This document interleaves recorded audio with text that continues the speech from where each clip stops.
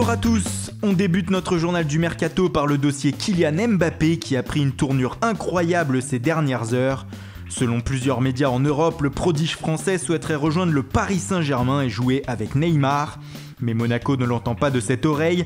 Le vice-président du club Vadim Vassiliev a indiqué que l'ASM n'ouvrirait pas les négociations avec le PSG et pourrait faire traîner le dossier jusqu'au 31 août, ce qui retiendrait donc Mbappé en principauté. Au PSG justement, on a reçu une bonne nouvelle.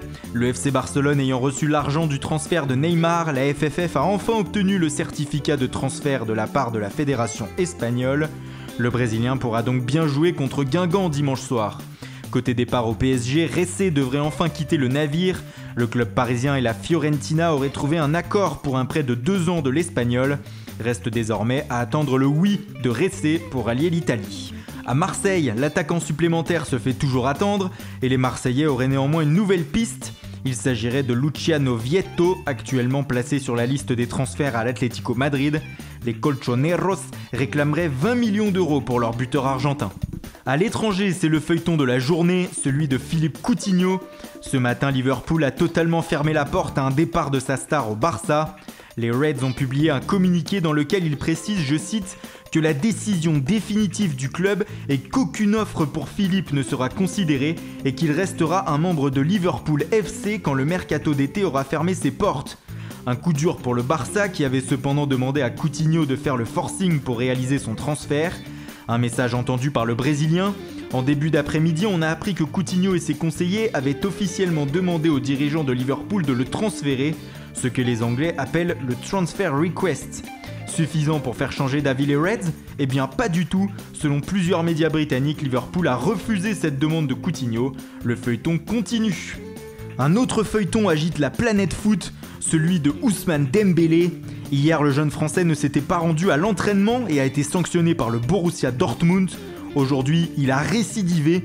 Pire, il refuse même désormais tout contact avec la direction du BVB. En clair, Dembélé et son entourage forcent un départ vers le FC Barcelone. À Arsenal, Mesut Özil et Alexis Sanchez, qui semblaient sur le départ, pourraient finalement rester à Londres et même prolonger leur contrat. L'Allemand se serait vu proposer un salaire de 250 000 € par semaine, alors que le Chilien pourrait devenir le joueur le mieux payé de Première Ligue avec 331 000 € par semaine. Et Arsenal fait tout pour retenir ses joueurs. Les Gunners auraient aussi refusé une offre de 30 millions d'euros de Chelsea pour Oxlade-Chamberlain.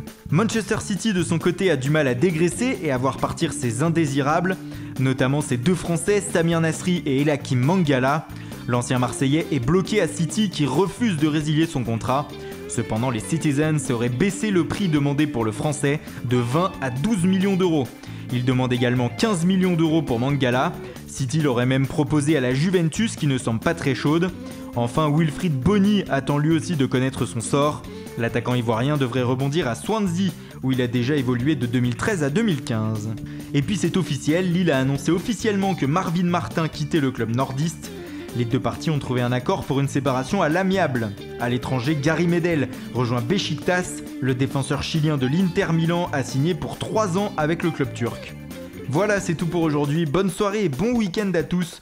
On se donne rendez-vous très vite pour de nouvelles informations sur le Mercato.